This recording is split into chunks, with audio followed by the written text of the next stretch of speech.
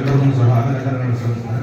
ವಾಲ್ಮೀಕಿ ಅವರ ಬಗ್ಗೆ ನಾವು ಮಾತಾಡುವಾಗ ನಾವೆಲ್ಲ ಕಡೆನೂ ಸಹ ಭಾಷಣದಲ್ಲಿ ಎಲ್ಲ ಕಡೆನೂ ಮಾತಾಡಿದಾಗ ವಾಲ್ಮೀಕಿ ಅವರು ರಾಮಾಯಣವನ್ನು ರಚನೆ ಮಾಡಿದರು.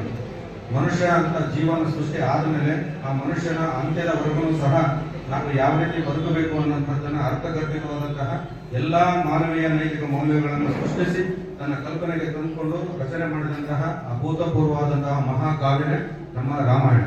ಸೊ ರತ್ನಾಕರನಾಗಿದ್ದಂತಹ ಸಾಮಾನ್ಯ ವ್ಯಕ್ತಿ ಅದರಲ್ಲಿ ಸಂಭವಿಸಿದಂಥ ಯಾವುದೋ ಒಂದು ಘಟನೆಯಿಂದ ತಾನು ತಪಸ್ಸಿಗೆ ಕೂತ್ಬಿಟ್ಟು ಜ್ಞಾನಾರ್ಜನೆಯನ್ನು ಮಾಡಿ ವಾಲ್ಮೀಕಿಯನ್ನು ಅಂದ್ರೆ ಸಂಸ್ಕೃತದಲ್ಲಿ ಹುತ್ತವನ್ನ ಛೇದಿಸಿ ಇವತ್ತು ಹುಣ್ಣಿಮೆ ದಿನ ತಾನು ಹೊರಗೆ ಬಂದಂತ ದಿನವಾಗಿದ್ದರಿಂದ 4ನೇ ಶತಮಾನದ ಈ ಹುಣ್ಣಿಮೆ ದಿನವನ್ನು ನಾವು ಇವತ್ತು ಆಚರಣೆಯನ್ನಾಗಿ ಅವರ ಜನ್ಮವನ್ನಾಗಿ ಅಂದ್ರೆ ಜ್ಞಾನಾರ್ಜನೆಯನ್ನು ಪಡೆದು ವಾಲ್ಮೀಕಿಯಾಗಿ ಹೊರಬಂದಂತ ದಿನವನ್ನ ಇವತ್ತು ನಾವು ವಾಲ್ಮೀಕಿ ದಿನಾಚರಣೆ ಅಂತ ಹೇಳ್ಬಿಟ್ಟು ಆಚರಣೆ ಮಾಡ್ತಾ ಇದ್ದೇವೆ.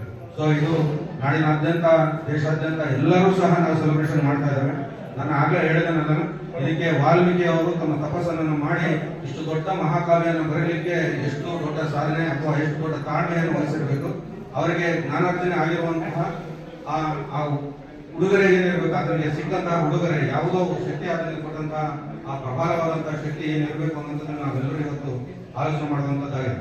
ನಾವು ಅಷ್ಟು ಕಷ್ಟಪಟ್ಟು 24,000 ಶ್ಲೋಕಗಳನ್ನ ಹೊಂದಿರುವಂತಹ ಮಹಾ ರಾಮಾಯಣವನ್ನು ಬರೆದ್ರೆ ನಾವು ಇಲ್ಲಿ ಅರ್ಧ ಗಂಟೆ ಕೂತ್ಕೊಂಡು ಅದ್ರ ಬಗ್ಗೆ ಕೇಳುವಷ್ಟು ಪರಿಸ್ಥಿತಿಯಲ್ಲಿ ನಾವಿಲ್ಲ ಅಲ್ವಾ? ಸೊ ಇದನ್ನು ಯಾಕೆ ನಮ್ಮ ಮನುಕುಲಕ್ಕೆ ಅವತ್ತಿನ ದಿನಮಾನಕ್ಕೆ ಆತ ಎಲ್ಲಾ ಸಂಬಂಧಗಳನ್ನು ಸಹ ನಮ್ಮಲ್ಲಿ ಸೃಷ್ಟಿಸಿ ಬಂದಿದ್ದಾರೆ.